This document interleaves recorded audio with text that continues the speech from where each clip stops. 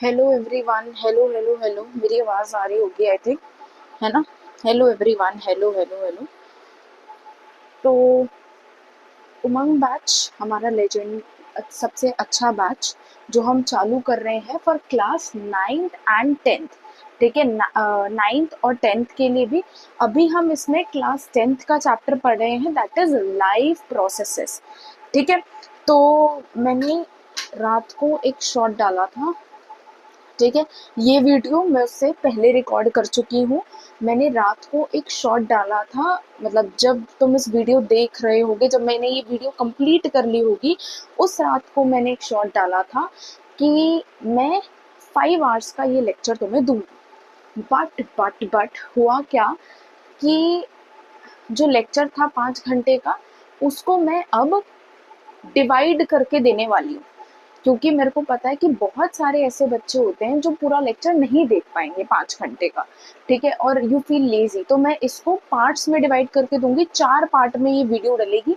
पहला पार्ट हम इसमें न्यूट्रिशन पढ़ेंगे, दूसरे पार्ट में हम रेस्पिरेशन पढ़ेंगे, और तीसरे पार्ट में हम कोशिश करेंगे कि हम न्यूट्रिशन की हम ट्रांसपोर्टेशन एंड एक्सक्रीशन इकट्ठा पढ़ा दें। ठीक है, ताकि तुम्हें कोई भी प्रॉब्लम ना हो। I hope I am clear. ठीक है, तो लाइफ प्रोसेसेस पढ़ना है। कौन सा बैच चल रहा है? उमंग बैच। तो लाइफ प्रोसेसेस में ये टॉपिक्स इग्नोर किए जाएं, ये 4 से 5 घंटा इग्नोर कर दो। ठीक है, क्योंकि अब मैं ये किस में डालने वाली हूँ, अब मैं ये पार्ट्स में डालने वाली हूँ। ठीक है, ये पार्ट्स में डलेगी। ठीक है, 4 पार्टों में ये वीडियो डलेगी। पहले पार्ट में हम न्यूट्रिशन करेंगे, दूसरे पार्ट में रेस्पिरेशन, और अगर तीसरे पार्ट में मैं कोशिश करूंगी, because transportation is a bigger topic, है ना, तो उसके लिए टाइम चाहिए होता है। तो तीसरे पार्ट में अगर मैं ट्रांसपोर्टेशन के साथ एक्सक्रीशन भी करा पाऊँ तो आई विल ट्राई, नहीं तो कोई बात नहीं, 4 पार्ट डलेंगे और 4 पार्ट में तुम इजी देख पाओगे।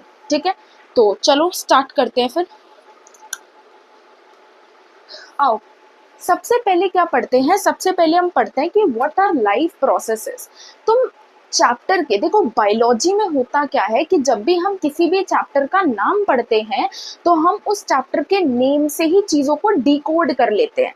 कैसे डिकोड करते हैं? For example, life processes, life का मतलब जीवन, और प्रोसेसेस का मतलब प्रतिक्रियाएं।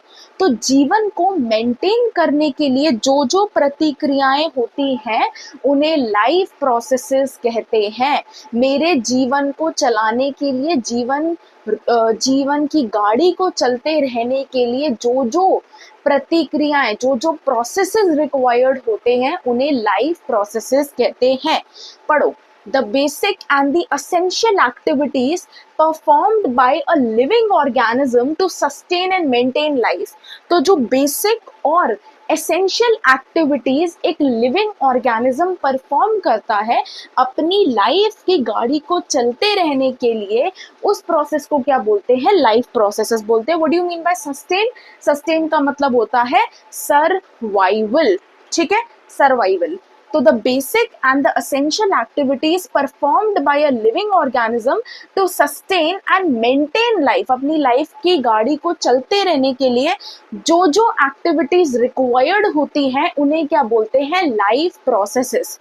आई hope the definition is damn clear. ठीक है, आओ, ये तुम्हें एक ह्यूमन दिख रहा है। अब ह्यूमन क्या करता है? हमारे अंदर भी बहुत सारे प्रोसेसेस होते हैं। तो ह्यूमन क्या करता है? कलर चेंज कर ले। तो ह्यूमन क्या करता है? ह्यूमन बाहर से ऑक्सीजन को लेता है एटमॉस्फेयर से, और बॉडी से कार्बन डाइऑक्साइड को रिमूव करता है, जिस प्रोसेस को हम बोलते हैं ब्रीथिंग। जिस प्रोसेस को क्या बोला जाता है? ब्रीथिंग बोला जाता है। तो ह्यूमन क्या करता है? ह्यूमन अपनी बॉडी में ऑक्सीजन डालता है, अपनी बॉडी में ऑक्सीजन डालता है। ठीक है, और बॉडी के बाहर जो उसका वेस्ट प्रोडक्ट होता है उसको रिलीज करता है, दैट इज कार्बन डाइऑक्साइड। इसको हम इनहेलेशन और एक्सहेलेशन का प्रोसेस भी बोलते हैं, और इस प्रोसेस का नाम होता है ब्रीथिंग। ये हम रेस्पिरेशन वाले टॉपिक में डिटेल में पढ़ेंगे। अगला देखो, ये एक प्लांट दिखाई दे रहा है। प्लांट क्या करता है? प्लांट के लिए देखो, अब प्लांट जब फोटोसिंथेसिस करता है दोपहर में इन अ ब्राइट सनलाइट, जब प्लांट फोटोसिंथेसिस करता है तो उसके लिए क्या वेस्ट प्रोडक्ट होता है? Oxygen is the waste product. ठीक है, ऑक्सीजन वेस्ट प्रोडक्ट होता है, वो हवा में रिलीज कर देता है, कार्बन डाइऑक्साइड लेता है। ठीक है, और जब भी जो प्लांट होता है ना, जब जो प्लांट होता है ये रेस्पिरेशन करता है तो कार्बन डाइऑक्साइड वेस्ट प्रोडक्ट होती है और oxygen is a good product, तो उसकी बॉडी में वो एंटर करता है। ठीक है, ये एक पिक्चर दे रखी है हमारे अमीबा की। अमीबा भी क्या करता है? अमीबा भी अपनी बॉडी से, अमीबा भी क्या करता है, एक सेकेंड, अमीबा भी अपनी बॉडी से क्या करता है? CO2 को निकालता है और O2 को लेता है। और किस प्रोसेस से? हम तो ब्रीथिंग से करते हैं, अमीबा किस प्रोसेस से करता है? अमीबा इस्तेमाल करता है एक प्रोसेस को, जिस प्रोसेस का नाम होता है सिंपल डिफ्यूजन। सिंपल डिफ्यूजन, समझ आया? तो आई थिंक ये वाली स्लाइड क्लियर है। मैंने इसमें तुम्हें बताया लाइव प्रोसेसेस की डेफिनेशन। ठीक है, अब देखो पीछे, ये मेरे कुछ लाइफ प्रोसेसेस हैं जो हमें इस चैप्टर में पढ़ने हैं। न्यूट्रिशन का मतलब क्या होता है? तुमने खाना खाया, रेस्पिरेशन, उस खाने से एनर्जी निकालनी है। खाना अपने मन के लिए खाते हो, ठीक है, तुम अपनी सिर्फ मर्जी के लिए नहीं खाते हो, सिर्फ तुम्हारी इच्छा के लिए नहीं खाते हो, तुम एनर्जी के लिए भी खाते हो। ठीक है, उसके बाद जो यूजफुल प्रोडक्ट्स होता है इधर से उधर पहुंचाने का काम, क्या एक ऑर्गन को खाना चाहिए? नहीं, पूरी बॉडी को एनर्जी चाहिए काम करने के लिए। अगर बाइक, साइकिल, साइकिल बोल दिया, बाइक, कार, इन बाइक हो गया, कार हो गया, जैसे इनको पेट्रोल की रिक्वायरमेंट होती है वैसे हमारी बॉडी को एनर्जी की रिक्वायरमेंट होती है। ठीक है, तो हर एक पार्ट को एनर्जी चाहिए, तो हर एक पार्ट के पास एनर्जी पहुंचाने का काम, यूजफुल सब्सटेंसेस पहुंचाने का काम, न्यूट्रिएंट्स पहुंचाने का काम हम किस में पढ़ते हैं? ट्रांसपोर्टेशन में। फिर जो बॉडी में गंदा चीजें, जो गंदी गंदी चीजें बन रही हैं उसे बॉडी से निकालने के लिए, वेस्ट को निकालने के लिए हम जो प्रोसेस पढ़ते हैं उस प्रोसेस का नाम होता है एक्सक्रीशन। तो आज की क्लास में हम पढ़ने वाले हैं न्यूट्रिशन को। ठीक है, आज की क्लास में कौन सा टॉपिक खत्म करेंगे? न्यूट्रिशन खत्म करेंगे। चलो आओ बहुत डिटेल में पढ़ेंगे, आ जाओ। न्यूट्रिशन होता क्या है? न्यूट्रिशन का मतलब होता है, डेफिनेशन पढ़ो, नोट्स ऑलरेडी बने हुए हैं। अब हाफ ईयरली आ रहे हैं तुम्हारे, तो हाफ ईयरली में तुम्हें अब इतना टाइम नहीं है कि मैं एक एक चीज लिख लिख के बताऊं। ठीक है, हाफ ईयरली के बाद फिर से हाँ मैं लाइफ प्रोसेसेस पढ़ाऊंगी, बार बार पढ़ाऊंगी टिल बोर्ड्स, लेकिन अभी इतना टाइम नहीं है तो मैं ऑलरेडी नोट्स बनाकर लेके आई हूँ। ठीक है, तो ये तुम्हें बहुत हेल्प करेंगे, है ना? मैं अब हर एक टॉपिक को एक्सप्लेन करूंगी झटपट। चलो आओ, सबसे पहले मेरा बात सुनो, न्यूट्रिशन क्या होता है? न्यूट्रिशन का मतलब एक ऐसा process of obtaining and utilising food is called nutrition. खाना खाने के प्रोसेस को, अपनी बॉडी को नरिश करने के प्रोसेस को हम क्या बोलते हैं? न्यूट्रिशन बोलते हैं। तो ये डेफिनेशन बहुत इंपॉर्टेंट है, process of nourishing our body. ठीक है, द प्रोसेस जहां पर हम अपनी बॉडी को नरिश कर रहे होते हैं उस प्रोसेस को क्या बोलते हैं? न्यूट्रिशन बोलते हैं। तो द प्रोसेस ऑफ ऑब्टेनिंग, अपनी बॉडी को खाना खिलाना, अपनी बॉडी को नरिशमेंट प्रोवाइड करना, दैट इज द न्यूट्रिशन। ठीक है, अब न्यूट्रिशन दो पार्ट में डिवाइडेड होता है। एक होता है ऑटोट्रॉफिक मोड ऑफ न्यूट्रिशन, एक होता है हेटेरोट्रॉफिक मोड ऑफ न्यूट्रिशन। ठीक है, दो पार्ट्स में डिवाइड होता है, autotrophic mode of nutrition and heterotrophic mode of nutrition. देखो इधर, ऑटोट्रॉफिक मोड ऑफ न्यूट्रिशन क्या होता है? अब ऑटोट्रॉफिक मोड ऑफ न्यूट्रिशन होता है the process in which organism make its own food is called nutrition. Autotrophic nutrition एक ऐसा प्रोसेस जहां पर ऑर्गेनिज्म अपना खाना खुद बनाता है, उसे हम क्या बोलते हैं? Autotrophic mode of nutrition. ठीक है, अब बोलोगे कि यार मम्मी भी तो खाना बनाती है, मम्मी के पास रॉ मटेरियल्स होते हैं, है ना? हमें वेजिटेबल्स मिल रही हैं घर पे, हमें जो स्पाइसेस चाहिए वो मिल रहा है, बस उनको मिक्स करके हम एक वेजिटेबल बना रहे हैं। तो हमारे पास ऑलरेडी रॉ मटेरियल्स है। प्लांट तो डायरेक्ट गैसेस का इस्तेमाल करता है, सनलाइट का इस्तेमाल करता है अपना खाना बनाने के लिए। ठीक है, तो कार्बन डाइऑक्साइड का इस्तेमाल करता है, सनलाइट का इस्तेमाल करता है, वाटर का इस्तेमाल करता है अपने फूड को प्रिपेयर करने के लिए। ठीक है, तो समझ आया ना, जब ऑर्गेनिज्म अपना खाना खुद बनाए उस मोड ऑफ न्यूट्रिशन को कहते हैं ऑटोट्रॉफिक मोड ऑफ न्यूट्रिशन। समझ आया? आई होप इट इज क्लियर। आगे बढ़ते हैं। अब ऑटोट्रॉफिक मोड ऑफ न्यूट्रिशन दो पार्ट्स में डिवाइडेड होता है। देखो, autotrophic mode of nutrition is divided into two parts. पहला पार्ट कौन सा है? पहला पार्ट है photo autotrophic mode of nutrition.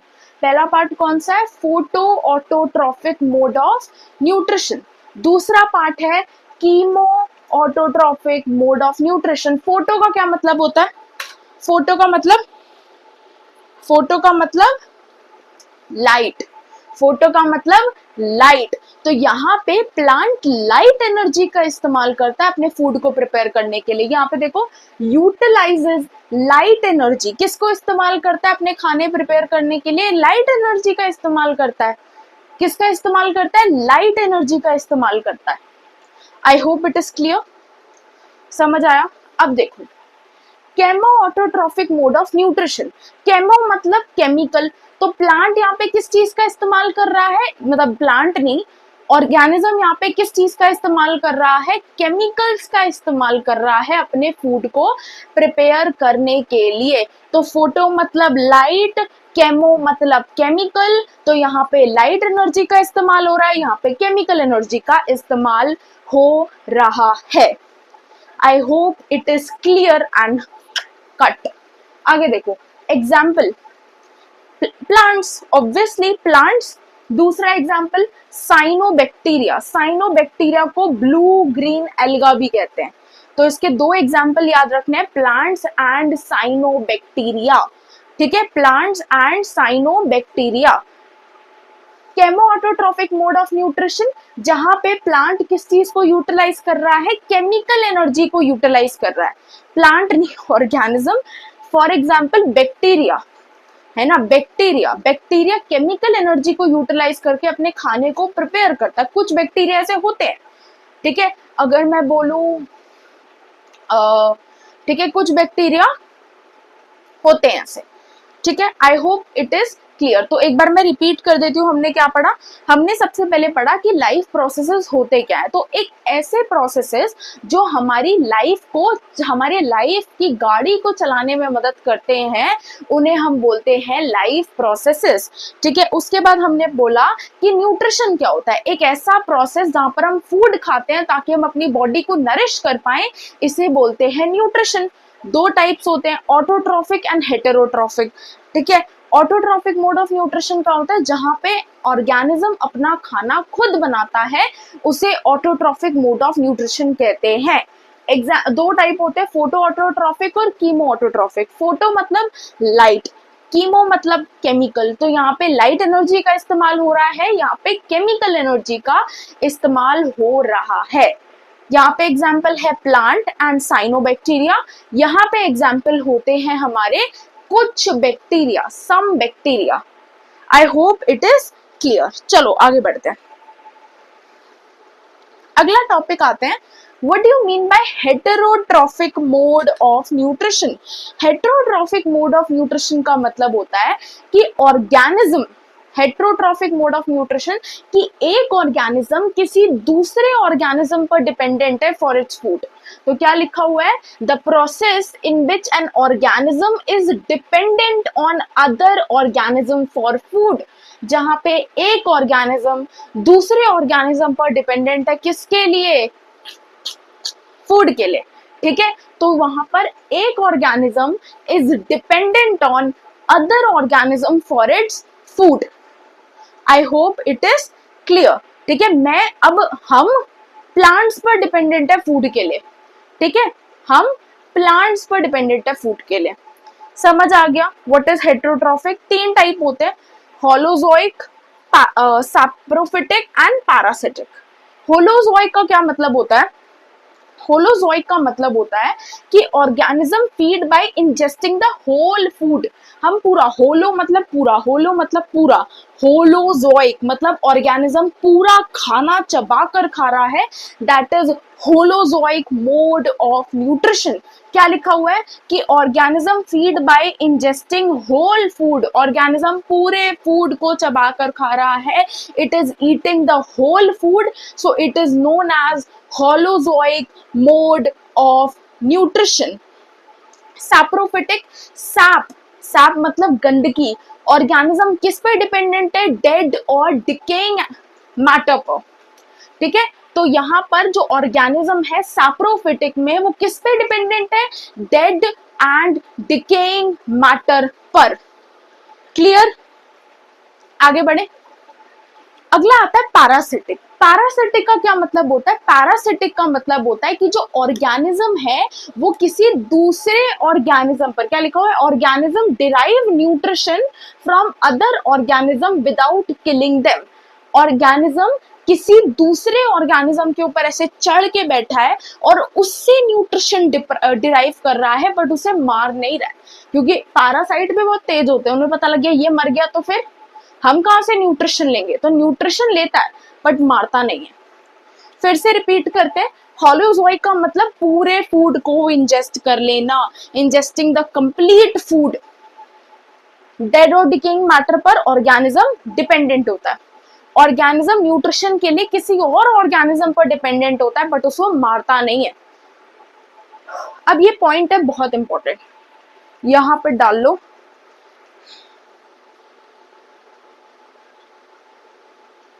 यहां पे तो स्टार लिख लो।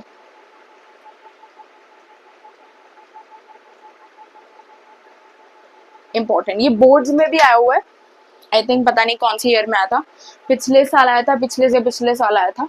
देखो इधर, डाइजेशन, डाइजेशन। अब देखो क्या होता है, होलोजोइक जो ऑर्गेनिजम्स होते हैं, हमारी बॉडी, होलोजोइक हम है, ह्यूमंस आर होलोजोइक। तो हमारी बॉडी के अंदर क्या होता है, हमारी बॉडी में, हमारी बॉडी के अंदर ही डाइजेशन होता है और अंदर ही एब्जॉर्प्शन होता है। तुम फूड खाते हो, डाइजेशन के लिए पूरा सिस्टम बना हुआ है और फिर वही फूड एब्जॉर्ब हो जाता है। तो हमारी बॉडी में डाइजेशन और एब्जॉर्प्शन दोनों बॉडी के अंदर होती है। अगर मैं बोलूं सैप्रोफाइट्स में, सैप्रोफाइट में डाइजेशन बाहर होती है लेकिन एब्जॉर्प्शन बॉडी के अंदर होती है। इनमें इनमें इनमें पैरासाइट्स में क्या होता है, एक्चुअली पैरासाइट्स में ये तो दूसरे ऑर्गेनिज्म के ऊपर ही चढ़े रहते हैं, ठीक है, वहीं से ही सब कुछ डिराइव करते हैं। तो यहाँ पे देखो ये इंपॉर्टेंट है, ये एक्सप्लेन कर रही हूँ, इसके लिए मैं पीछे मूव ऑन करूंगी अगली स्लाइड पे। ये देखो, ये पिक्चर देखो, वेरी इंपॉर्टेंट है। सपोज तुमने अभी क्या करो, ये तुम एक्सपेरिमेंट घर पे भी करके देख सकते हो, वैसे घर पे दिखेगा नहीं, ठीक है। तो क्या करो, तुम जाओ गैलरी में जाकर, घर में कोई पुरानी सिली हुई ब्रेड हो, वहां जाके रख दो। कुछ दिनों बाद तुम देखोगी कि ब्रेड के ऊपर ऐसा फफूंदी सी, जैसे ऐसे नहीं होता, कुछ व्हाइटिश कलर का स्ट्रक्चर आ जाएगा, दैट इज फंगस। फंगस को हम ब्रेड मोल्ट भी कहते हैं, ठीक है, ब्रेड मोल्ट। तो ये जो ब्रेड मोल्ट होता है, ये ब्रेड के ऊपर ऐसे बैठा हुआ है, ब्रेड मोल्ट ब्रेड के ऊपर बैठा हुआ है। अब ब्रेड मोल्ट ने क्या किया, अपने फूड को, फॉर एग्जाम्पल ये ब्रेड मोल्ट का फूड है, अपने फूड को उसने बाहर ही छोटे छोटे पार्टिकल्स में कन्वर्ट कर लिया। Bread is too big for a tiny bread mould, that is microscopic. तो उसने क्या किया, अपने जो ब्रेड थी जिसको उसे खाना था, उसे छोटू छोटू पार्टिकल में कन्वर्ट कर लिया, ठीक है। तो ये बड़े ब्रेड के पीस को छोटे छोटे छोटे छोटे पार्टिकल्स में कन्वर्ट कर कर अपनी बॉडी में ले लिया। तो ब्रेकडाउन ऑफ फूड होता है, ब्रेकडाउन ऑफ फूड को ही तो डाइजेशन कहते हैं। तुमने रोटी खाई, तुमने रोटी खाई, वो रोटी आगे चल के ग्लूकोज में कन्वर्ट हो गई, मतलब तुम्हारे फूड का ब्रेकडाउन हुआ। तो इसी ब्रेकडाउन को तो डाइजेशन कहते हैं। तो डाइजेशन कहाँ हुई, बॉडी के बाहर, फिर इस फूड को अंदर लिया, फिर एब्जॉर्प्शन कहाँ हुई, बॉडी के अंदर। तो ये सैप्रोफाइट में कंसेप्ट है, ये वेरी इंपॉर्टेंट। मैं वापस समझाती हूँ। एक ब्रेड है, ब्रेड के ऊपर ब्रेड मोल्ट है, ब्रेड मोल्ट ने क्या किया, अपने फूड को खाया, फूड को खाया तो क्या हुआ, फूड का ब्रेकडाउन बॉडी के बाहर हो गया। बॉडी के बाहर ब्रेकडाउन ऑफ फूड मतलब डाइजेशन। हमारी बॉडी के अंदर हम रोटी खाते हैं तो ग्लूकोज में कन्वर्ट होती है, मतलब उसका ब्रेकडाउन हुआ। तो इसी ब्रेकडाउन को तो डाइजेशन कहते हैं। फिर जो पार्टिकल्स थे उसने अपनी बॉडी के अंदर लिए, उसे एब्जॉर्प्शन कह दिया। Clear clear clear. एक बार ये देखो, लिखो माई आई, एक सेकेंड लिखो एक बार ये।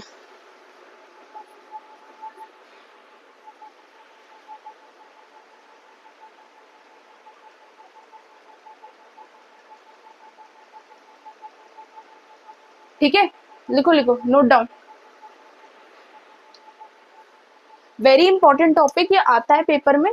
ठीक है, पेपर में आता है, एमसीक्यू में दे देंगे या कैसे मर्जी दे देंगे, but it will come in your examination. Give me a second. चलो आगे बढ़ते हैं। अब स्क्रीन पे तुम देख पा रहे हो, एग्जाम्पल्स पढ़ो। हॉलोजोइक के एग्जाम्पल्स क्या दे रखे हैं? ह्यूमन, काउ, अमीबा और पैरामीशियम। ठीक है, ये अभी यहाँ पे क्लियर नहीं दिख रहा होगा, मैं जब अपलोड करूंगी ये पीडीएफ न्यूट्रिशन का तो सब क्लियर दिख जाएगा। ठीक है, तो क्या है,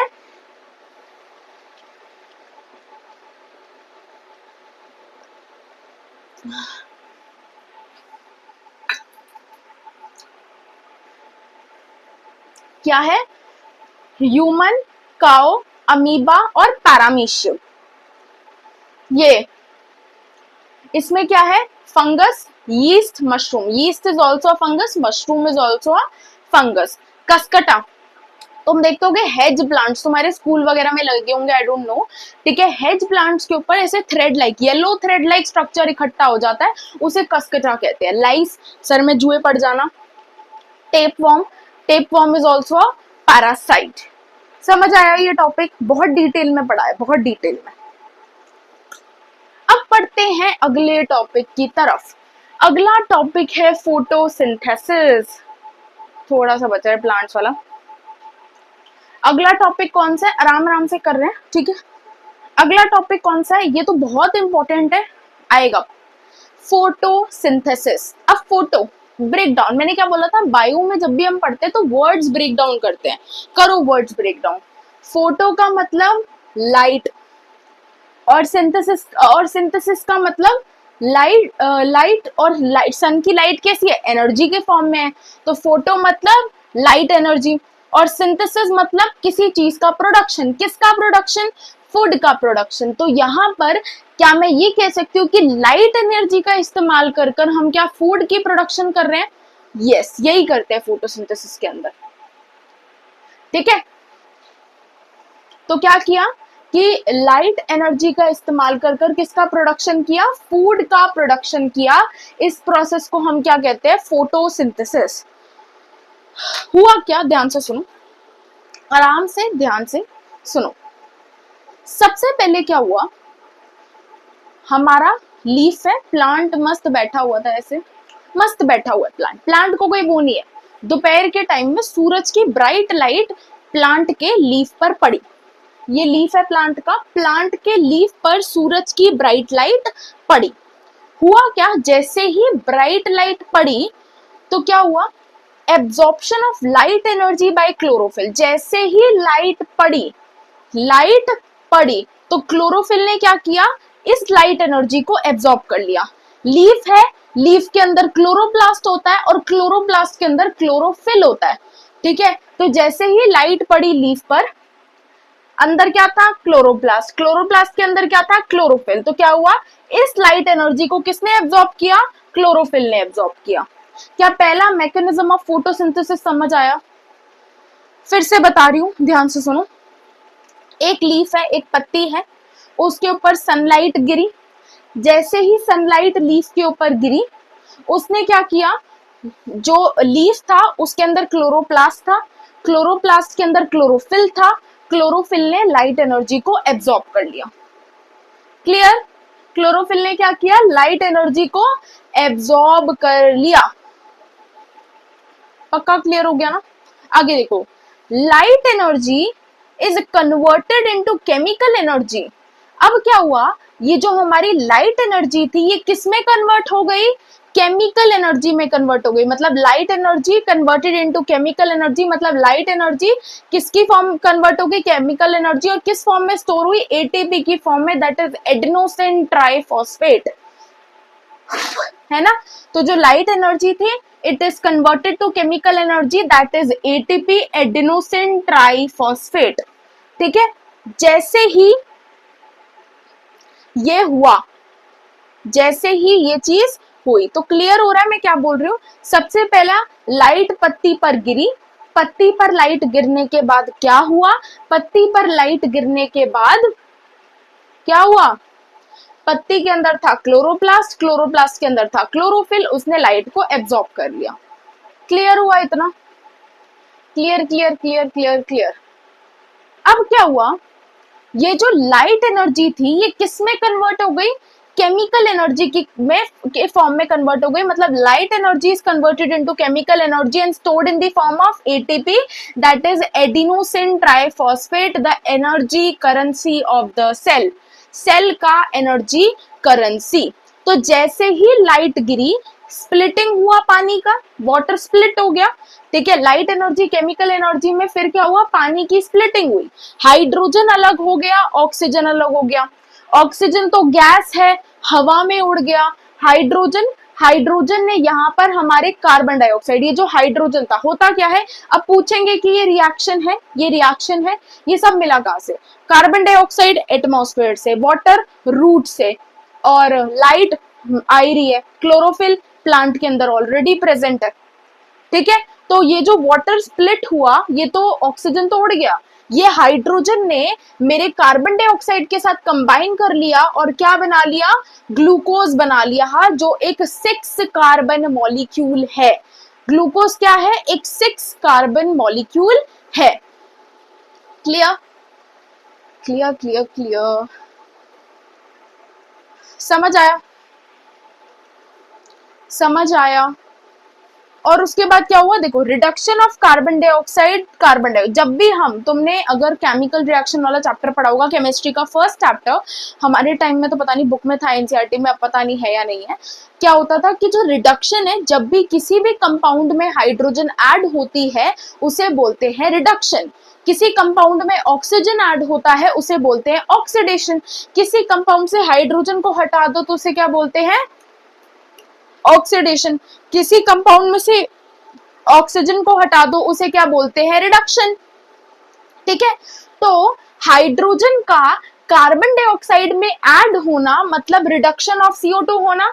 रिडक्शन ऑफ CO2 से क्या बना, कार्बोहाइड्रेट बना। फिर से सुनो क्या हुआ, फोटोसिंथेसिस, फोटो मतलब लाइट एनर्जी, सिंथेसिस मतलब प्रोडक्शन। किसका प्रोडक्शन, फूड का प्रोडक्शन। किसका प्रोडक्शन, फूड का प्रोडक्शन, है ना। तो हमारा लीफ था, लीफ के अंदर क्लोरोप्लास्ट था, क्लोरोप्लास्ट के अंदर क्लोरोफिल था। जैसे ही मेरी पत्ते के ऊपर लाइट एनर्जी पड़ी तो अब्जॉर्प्शन हो गया लाइट एनर्जी का, किसने किया, क्लोरोफिल ने किया। उसके बाद यही लाइट एनर्जी कन्वर्ट होगी केमिकल एनर्जी में, एटीपी के फॉर्म में। उसके बाद पानी की स्प्लिटिंग हुई, हाइड्रोजन ऑक्सीजन में, ऑक्सीजन गैस थी तो हवा में उड़ गई, हाइड्रोजन ने मेरे CO2 के साथ कंबाइन किया जिसकी वजह से कार्बन डाइऑक्साइड का रिडक्शन हुआ और क्या प्रोड्यूस हुआ, कार्बोहाइड्रेट प्रोड्यूस हुआ। This is the complete process of photosynthesis. अब हमने बोला कि ये कार्बन डाइऑक्साइड हमें एटमॉस्फेयर से मिली, O2 एटमॉस्फेयर से मिली, पर ये प्लांट में घुस कहां से रही है, वो छेद कहाँ है, वो दरवाजा कहाँ है जहां से ये प्लांट में घुस रही है। तो उस दरवाजे को, जहां से कोई भी चीज प्लांट के अंदर एंटर करती है, उस जगह को बोलते हैं स्टोमेटा। तो what do you mean bye stomata, the tiny microscopic structure present on the surface of leaf. ऐसे छोटू छोटू स्ट्रक्चर, टाइनी टाइनी छोटू छोटू स्ट्रक्चर जो लीफ के सरफेस पर प्रेजेंट होते हैं उन्हें हम क्या बोलते हैं, स्टोमेटा बोलते हैं। उन्हें हम क्या बोलते हैं, स्टोमेटा बोलते हैं। तो टाइनी, टाइनी मतलब छोटू छोटू, इसी से ऑक्सीजन अंदर आती है, कार्बन डाइऑक्साइड बाहर जाती है, कार्बन डाइऑक्साइड अंदर आती है, ऑक्सीजन बाहर जाती है। तो क्या गैसेस एक्सचेंज स्टोमेटा से होता है। तो पहला रोल पता लग गया स्टोमेटा का, exchange of gases, exchange of gases. समझ आया,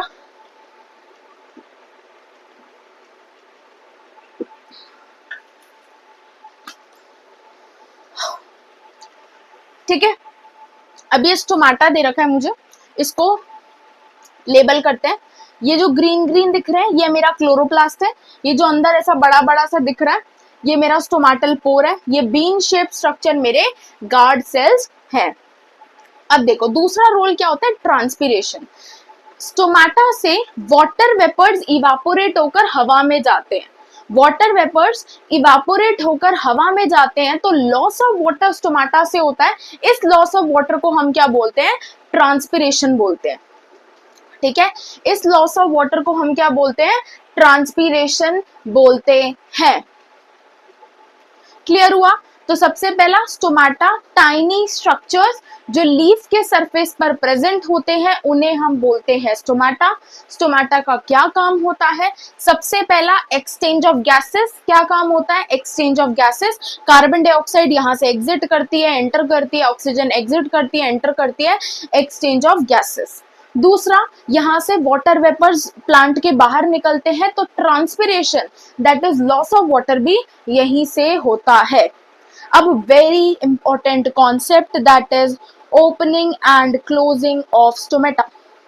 सुनो मेरी बात, तुम घर के बाहर गए, तुम्हें मम्मी ने बाहर भेजा कि सामान लेकर आओ। जब भी कोई इंसान घर के बाहर जाता है तो क्या हम दरवाजे खोलते हैं या बंद करते हैं, हम दरवाजे बंद करते हैं। और जब भी कोई इंसान घर के अंदर आता है तो हम दरवाजे खोलते हैं। अब क्या हुआ, ध्यान से देखो, अभी मेरा स्टोमाटा मस्त रिलैक्स हो रखा था, बंद था, अभी बंद था, बाहर से वाटर नॉक कर रहा है, knock knock, can I enter inside. तो स्टोमाटा ने क्या किया, अपने द्वार खोल दिए। तो जैसे ही वाटर ने एंटर किया, जो ये गार्ड सेल्स थे ये फूल गए, ये गार्ड सेल्स स्वेल हो गए मतलब फूल गए। और ये जो पोर था, ये जो स्टोमाटल पोर था जो पहले बंद था अब वो ओपन हो गया, मतलब इसने अपने द्वार खोल दिए। तो कोई चीज जब अंदर आएगी, पानी अंदर आया, उसने नॉक किया तो गार्ड सेल फूल गए और स्टोमाटल पोर खुल गया। अब पानी बोलता है मुझे बाहर जाना है, अब मुझे बाय बाय, मैं मिल लिया तुमसे, मुझे बाहर जाना है, बाहर जाना है। तो गार्ड सेल्स क्या होंगे, श्रिंक होंगे, श्रिंक होंगे तो ये जो स्टोमाटल पोर है ये बंद हो जाएगा। ठीक है, तो अभी खुला हुआ है, फिर जब वाटर एग्जिट करेगा, एग्जिट कर जाएगा जब, तो गार्ड सेल श्रिंक होंगे और ये पोर बंद हो जाएगा। तुम एग्जिट करने के बाद डोर बंद करते हो, ठीक है, और एंटर करने से पहले डोर खोलते हो, समझे? एग्जिट, तुम्हारे घर से कोई गया तो तुमने जाने के बाद डोर बंद किया, और घर में कोई आया तो उनके आने से पहले डोर खोला। तो ऐसे ही जैसे वाटर आता है तो guard cell swell up, pore open, water exit करता है, guard cell shrink and pore close. क्या पूरा कॉन्सेप्ट समझ आया स्टोमाटा का? यस और नो लिख दो। पूरा कॉन्सेप्ट समझ आया? इसको 4 पार्ट में डालूंगी, नोट सारे टेलीग्राम पे मिल जाएंगे, हर एक पार्ट के धीरे धीरे करके डाल दूंगी मैं सारे नोट्स।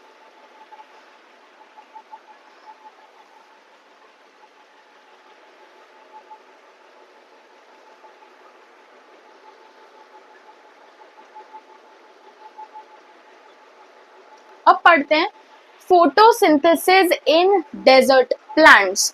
ठीक है, डेजर्ट प्लांट्स का पहले तो नाम पढ़ लेते हैं। डेजर्ट प्लांट्स को जीरोफाइट्स बोलते हैं। क्या बोलते हैं डेजर्ट प्लांट्स को? जीरोफाइट्स। अब डेजर्ट प्लांट्स में नाइट में स्टोमाटा खुलता है और दिन में बंद रहता है, ऐसा क्यों? तुम्हें पता है डेजर्ट में पानी की तंगी होती है, पानी नहीं होता, बहुत बहुत कम होता है डेजर्ट में। तो जो कैक्टस होता है वहां पर, उसके पास ये प्रॉपर्टी होती है कि अपने पास पानी स्टोर करके रखता है। ठीक है, अब हुआ क्या कि दिन में नहीं खोला, जैसे ही रात हुई, रात में इसने अपना स्टोमाटा ओपन किया। स्टोमाटा ओपन किया तो कार्बन डाइऑक्साइड प्लांट के अंदर एंटर करी। रात हुई, स्टोमाटा ओपन हुआ, कार्बन डाइऑक्साइड प्लांट के अंदर एंटर करी। वाटर तो इसको नीचे रूट से मिल ही रहा है, सॉइल से मिल ही रहा है वाटर। 2 हो गए। अभी सनलाइट नहीं है, अभी क्लोरोफिल है, तो क्लोरोफिल तो प्लांट के अंदर है। जैसे ही सुबह हुई, सूरज की पहली किरण इस प्लांट पे पड़ी, इसने फटाफट फोटोसिंथेसिस करके क्या बना लिया? ग्लूकोज बना लिया। बट एक बात ध्यान से सुनो, जब रात को कुछ नहीं प्रेजेंट था, जब रात को सनलाइट नहीं थी, तो प्लांट ने सनलाइट मिलने से पहले एक इंटरमीडिएट प्रोडक्ट बनाया। उस इंटरमीडिएट प्रोडक्ट का नाम होता है, कहाँ लिखा हुआ है? ओहो, या उस इंटरमीडिएट प्रोडक्ट का नाम होता है malic acid. Waiting for the disturbance, एक सेकंड रुकना बेटा, हैंग हो गई स्क्रीन, एक सेकंड देना मुझे।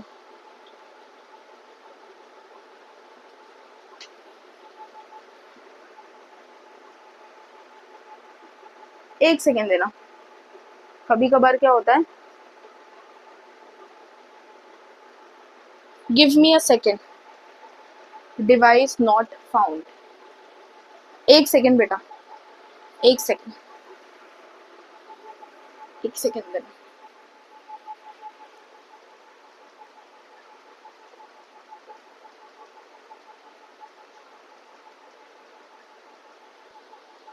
तो फिक्स हो गया है ना, थोड़ा थोड़ा बीच में हो जाता है कभी एक बार due to network issues, no problem. तो एक बार मैं डेजर्ट प्लांट की फोटोसिंथेसिस वापस बता देती हूँ। डेजर्ट प्लांट्स को हम ज़ेरोफाइट्स बोलते हैं। तो क्या होता है, डेजर्ट प्लांट्स नाइट में अपने स्टोमाटा को खोलते हैं और दिन में बंद रखते हैं, क्योंकि डेजर्ट में पानी कहाँ है।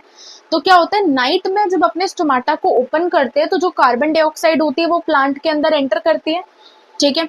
सेकेंडली वाटर तो है ही इसके पास सॉइल के अंदर। थर्ड चीज चाहिए होती है सनलाइट, वो सुबह मिल जाएगी।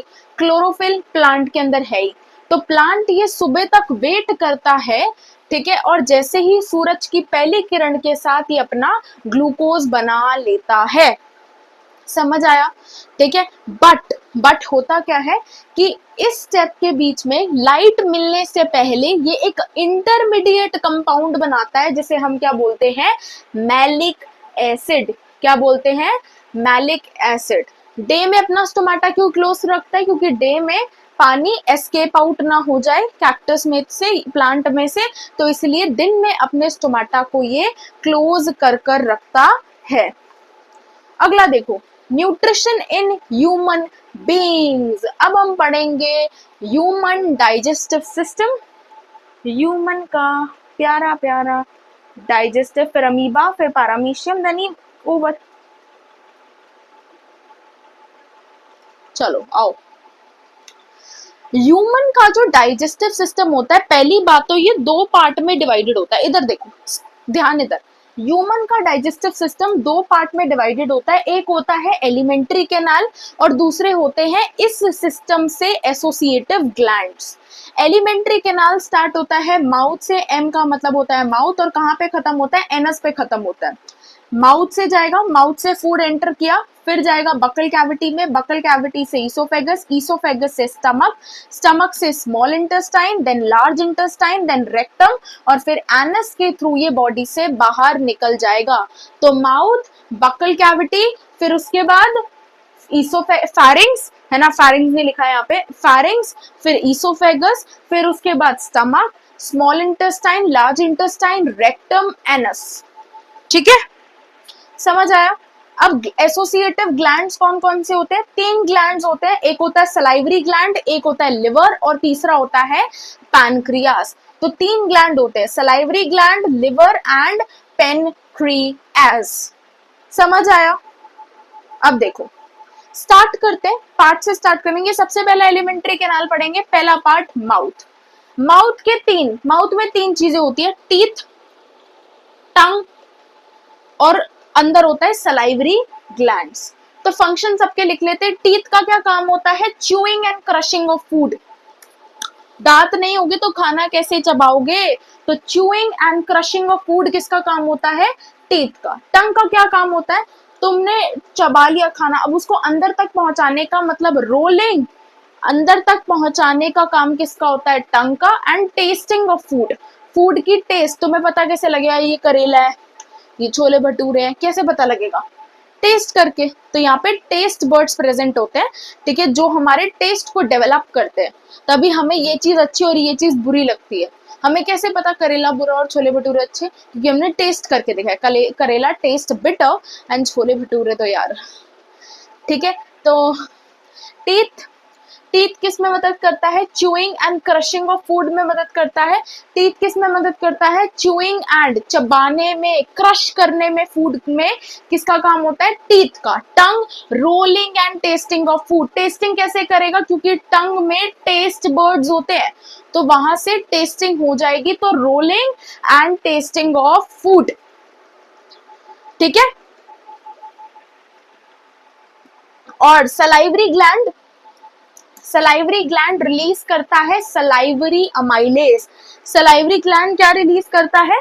सलाइवरी ग्लैंड रिलीज करता है, सलाइवरी ग्लैंड रिलीज करता है सलाइवरी अमाइलेज को, जो स्टार्च को कन्वर्ट करता है इनटू माल्टोस। क्या होता है? स्टार्च एक कॉम्प्लेक्स शुगर होती है, उसको हल्का सा तोड़ देता है, आगे माल्टोस जाके ग्लूकोज में, तो हल्का सा ब्रेक डाउन करता है, हल्का सा डाइजेशन माउथ में ही हो जाती है। ठीक है, क्योंकि क्या होता है, माउथ में सलाइवरी ग्लैंड होता है जो क्या सिक्रीट करता है? सलाइवरी अमाइलेज, जो स्टार्च को माल्टोज में कन्वर्ट करता है। तो हल्की सी डाइजेशन, पूरी नहीं। Starch is a complex sugar, उसको एक थोड़ी हल्की शुगर में माल्टोज में कन्वर्ट करता है, आगे माल्टोज जाके ग्लूकोज में, मतलब हल्की सी डाइजेशन माउथ में ही हो जाती है ड्यू टू सलाइवरी अमाइलेज। समझ आया? माउथ का कॉन्सेप्ट क्लियर। आगे बढ़ते हैं। अब आता है ईसोफेगस। ईसोफेगस जिसे हम फूड पाइप भी कहते हैं, ईसोफेगस में पेरिस्टाल्टिक मूवमेंट होती है। इधर देखो, जैसे इधर ये ईसोफेगस है, ऐसे फूड को नीचे की तरफ पुश करता है, पाइप है नीचे की तरफ, ऐसे contract relax, contract relax, contract relax, और फूड को नीचे की तरफ क्या करता है? पुश करने की कोशिश करता है।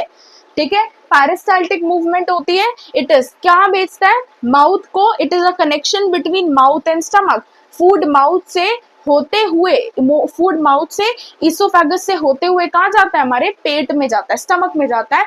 तो it is a passage of food from mouth to stomach. तो पेरिस्टाल्टिक मतलब कंट्रैक्शन होती है जो फूड को नीचे धक्का देता है, and it is a passage of food from mouth to stomach. Mouth को फूड से कहाँ लेके जाता है? स्टमक तक लेकर जाता है।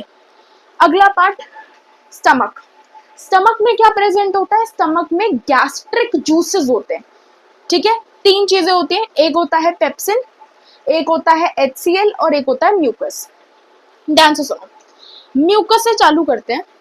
हमारे पेट में बहुत ही हाईली एसिड, एक एसिड है हमारे पेट में, एसिड का नाम है HCl।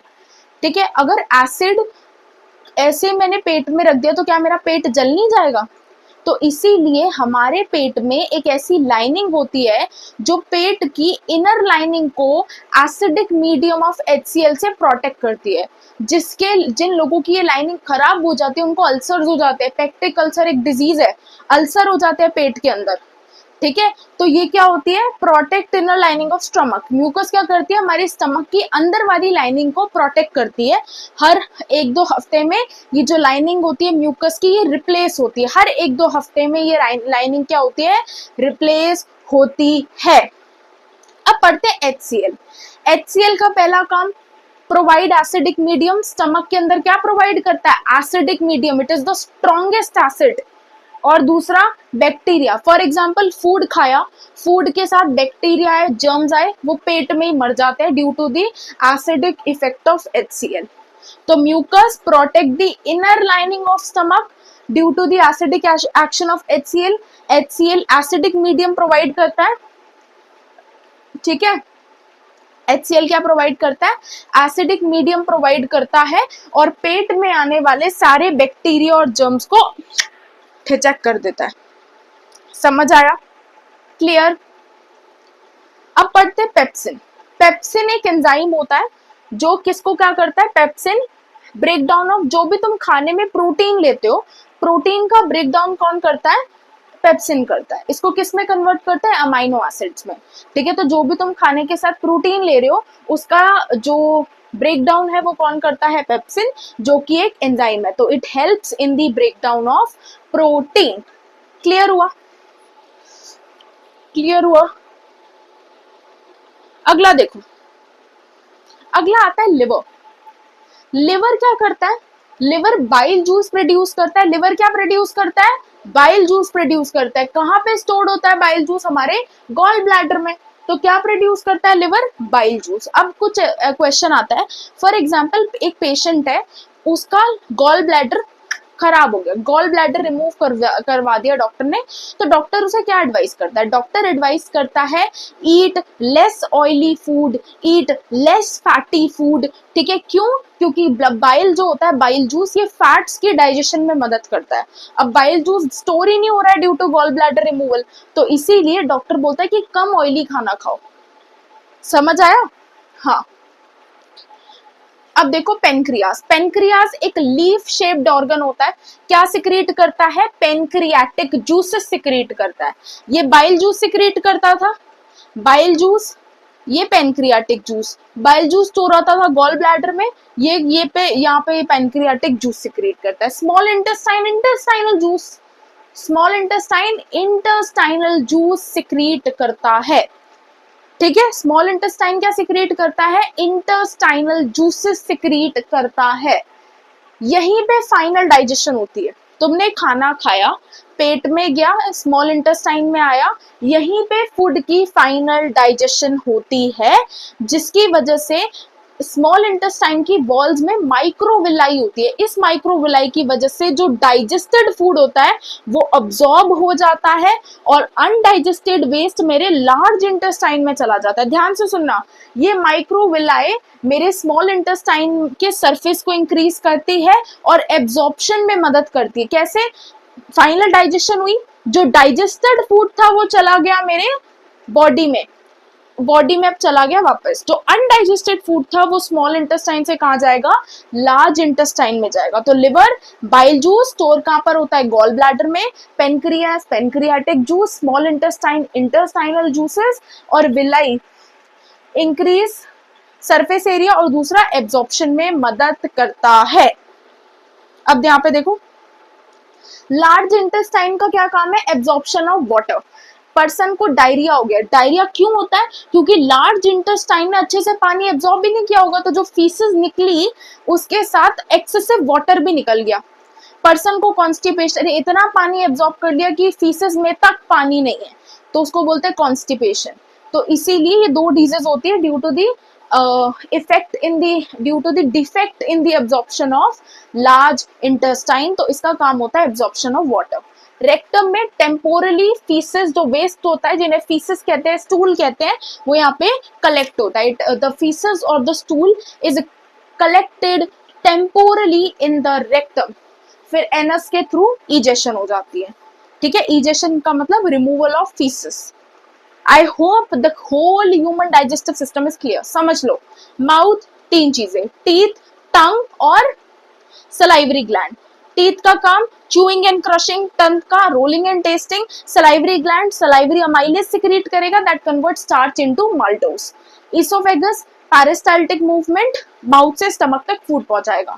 स्टमक तीन चीजें, पेप्सिन, एचसीएल, म्यूकस। म्यूकस का काम इनर लाइनिंग ऑफ स्टमक को प्रोटेक्ट करना, एचसीएल एसिडिक मीडियम को मेंटेन करना, kill bacteria and germs. Pepsin protein को अमीनो एसिड में कन्वर्ट करेगा। Liver, liver bile juice produce करता है, कहाँ स्टोर होता है? गॉल ब्लैडर के अंदर, है ना। गॉल ब्लैडर के अंदर, किसी का गॉल ब्लैडर हड़ाड़ू तो डॉक्टर बोलता है ऑयली फूड और फैटी फूड मत खाओ।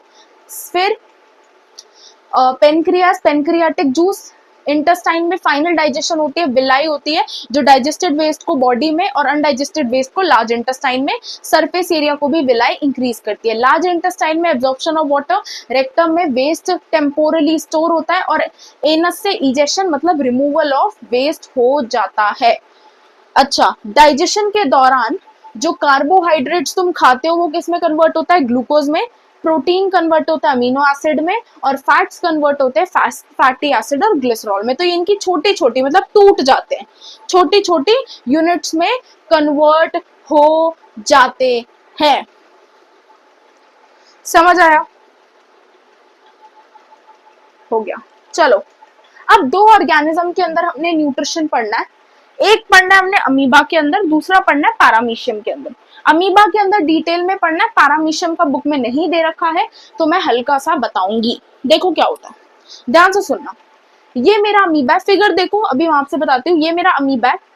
अमीबा ने फूड पार्टिकल देखा, अमीबा ने क्या किया, जैसे ही हम देखे ना किसी खाना पीना तुम्हें दिख गया, तुम फटाफट झपट्टा मारने की, तो अमीबा ने क्या निकाले, अपने ऐसे दोनों हाथ बाहर निकाले, इसको बोलते हैं सूडोपोडिया। सूडो मतलब झूठा, पोडिया मतलब पैर, फॉल्स फीट निकाला और ऐसे झकड़ लिया पूरे को। और ये जो जकड़ाव बना ना, ये पूरा सर्कल टाइप जो बना, इसे बोलते हैं फूड वैक्यूल। क्या बोलते हैं, फूड वैक्यूल। तो देखो अमीबा ने फूड पार्टिकल देखा, अपनी सेल मेम्ब्रेन को एक्सटेंड किया और क्या बनाया, सूडोपोडिया बनाया, that is false feet. Food को कैप्चर किया जिसकी वजह से एक फूड वैक्यूल बना। अब फूड वैक्यूल ने डाइजेशन हुई, है ना, जो डाइजेस्टेड फूड था कहाँ फेंक दिया, डिफ्यूजन के थ्रू साइटोप्लाज्म में चला गया, और अनडाइजेस्टेड फूड को बॉडी से बाहर थ्रो कर दिया।